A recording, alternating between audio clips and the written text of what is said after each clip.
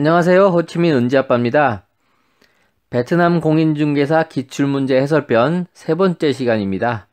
지난 시간에 이어서 19번부터 바로 시작하겠습니다. 년센나오 사우더일라 사이. 다음 중 잘못된 판단은 어느 것인가? A. 부동산 중개소는 법인이어야 한다. B. 부동산 중개소는 이름, 주소, 간판과 대중매체를 통한 설립 정보가 있어야 한다. C. 부동산 경영기업이 부동산 중개소를 설립할 경우 부동산 중개소 법인 자격이 있거나 혹은 기업의 법인 자격을 사용해야 한다. D. 부동산 중개소는 법인이 아니다.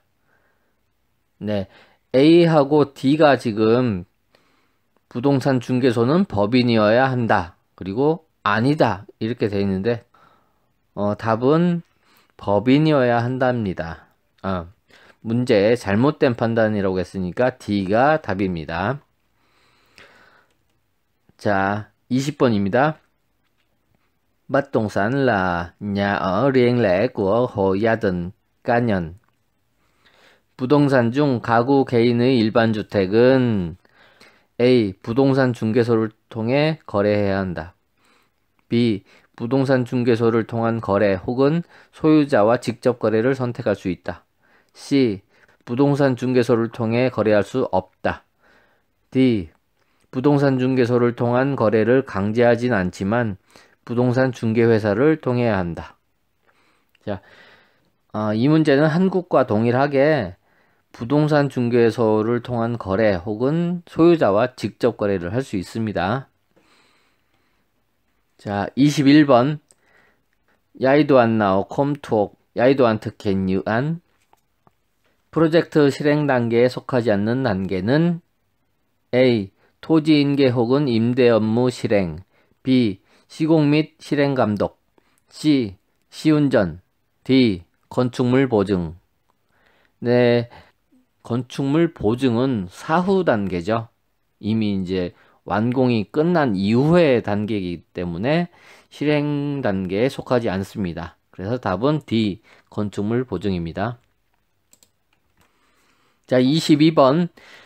무반야어 thuộc sở hữu chung.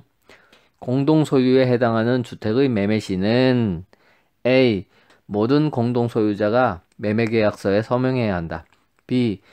공동소유자 1인에게 위임하여 매매계약서에 서명할 수 있다. C. 공동소유자 3분의 2의 서명이 필요하다. D. 공동소유자 대표의 서명만 필요하다.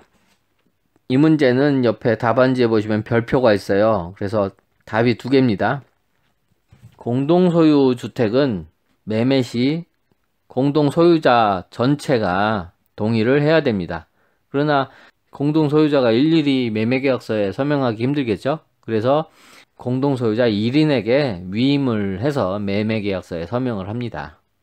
네, 그래서 답은 A와 B입니다. 자, 23번입니다. Cá nhân nước ngoài chỉ được sở hữu tối đa không qua căn hộ trong một tòa nhà chung cư tại Việt Nam. 베트남 소재 아파트 한 개 동 기준 외국인 소유 비율은 몇 퍼센트를 초과해서는 안 된다. 네, 이건 다 아시죠? 예, 30%입니다. 자, 다음 24번.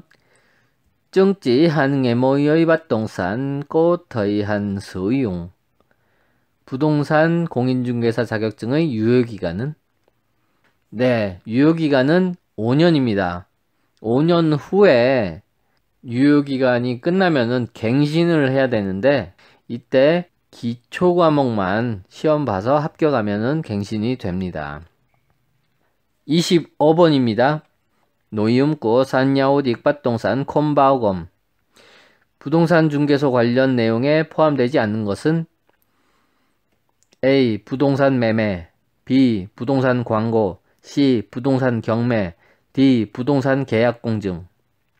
예, 부동산 계약 공증은 공증사무소에서 합니다. 이 공증사무소는 사법부 산하 국가기관입니다.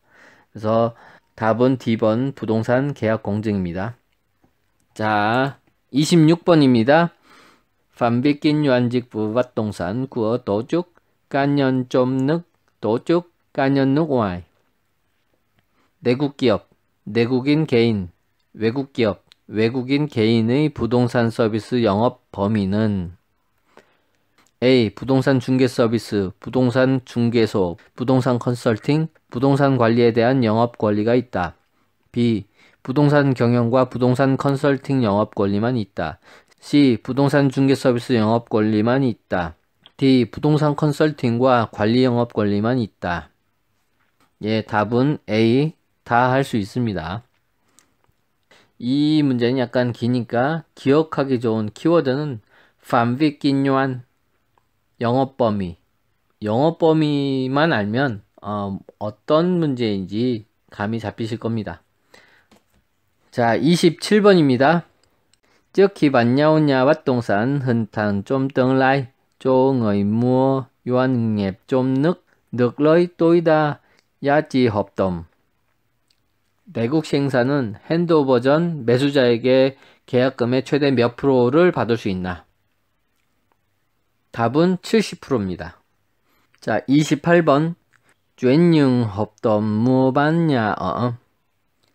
주택매매 계약의 양도는 A. 현행법상 불법이다. B. 기관의 증명서 발급 신고 이전인 경우 실행 가능하다. C. 규정에 따라 계약 양도자가 관련 세금을 납부해야 한다. D. 규정에 따라 계약 양수자가 관련 세금을 납부해야 한다. 네, 이 문제의 내용이 뭐냐면 주택매매 계약, 이 계약을 제3자에게 양도를 할 수 있냐라는 문제입니다. 예를 들면 선분양 아파트의 경우 분양사와 매수자가 매매계약을 체결합니다. 그리고 제3자에게 팔 수가 있습니다. 이 경우는 분양사와 제3자가 변경계약을 하게 되면서 매매가 이루어집니다.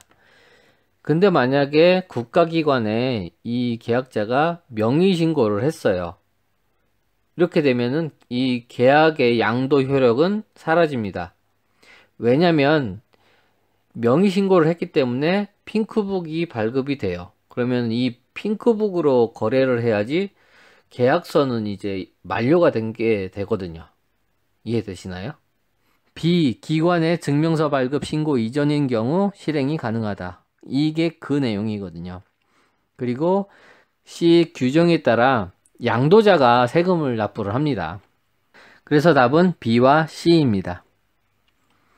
자, 29번입니다. 다음 중 금지 행위인 것은 A. 목적과 다른 토지 사용. B. 국가의 미신고 토지 거래 행위. C. 사용 계획에 따른 토지 사용. D. 토지의 가치를 높이기 위한 인프라 개발 목적의 토지 사용. 예, 답은 A와 B입니다. 베트남에서 토지는 사용권이 있는 거지 소유권은 없거든요. 핑크북에 보면은 농지, 택지 뭐 이렇게 사용 용도가 있습니다. 그 목적에 따라서 사용을 해야 됩니다. 그리고 토지 사용권을 거래할 때는 반드시 국가에 신고를 해야 합니다. 그래서 답은 A와 B입니다. 자, 마지막 30번입니다. hợp đồng nào sau đây không phải là hợp đồng kinh doanh bất động sản? 다음 계약 중 부동산 영업 계약이 아닌 것은 A. 주택 건축물 매매 계약. B. 주택 건축물 장기 임대 계약. C. 부동산 관리 계약. D. 토지 사용권 양도 임대 재임대 계약. 자, 10번의 부동산 관리 계약은 부동산을 어떻게 관리해야 될지에 대한 계약이지 부동산을 사고 파는 영업이 아닙니다. 그래서 답은 10번 부동산 관리 계약입니다.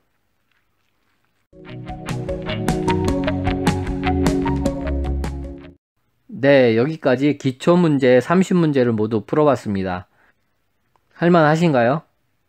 어렵다고 느끼시면 2번, 3번 반복해서 보시면은 글자를 몰라도 의미를 몰라도 정답을 찾으실 수 있습니다. 왜? 거의 똑같이 나오니까. 네, 그럼 저는 전공과목 기출문제 해설로 다음 시간에 다시 뵙겠습니다. 감사합니다.